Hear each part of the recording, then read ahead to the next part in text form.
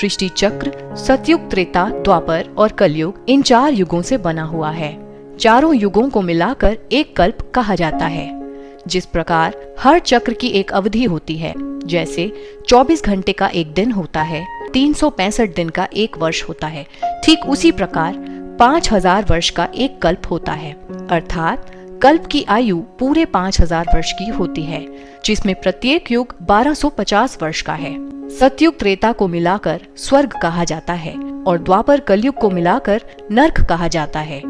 कलयुग के अंत और सतयुग की आदि के बीच के समय को संगम युग कहा जाता है। यह 100 वर्ष का होता है। 2 युगों का संगम होने के कारण इसे संगम युग कहा जाता है कि इस युग में परमपिता परमात्मा धरा पर आते हैं और आत्माओं और परमात्मा का मिलन अर्थात संगम होता है।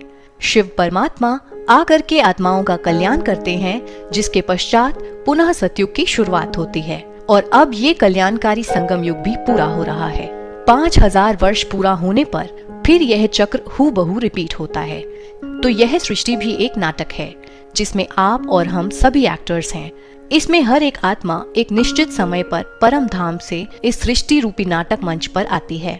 इसे वर्ल्ड ड्रामा भी कहा जाता है। इस ड्रामा का डायरेक्टर स्वयं परमात्मा शिव है और यह ड्रामा अनादि है और अनंत है, यानी कि 5000 वर्ष का यह चक्र निरंतर चलता रहता है, कभी समाप्त नहीं होता और ना ही इसकी कोई आदि है।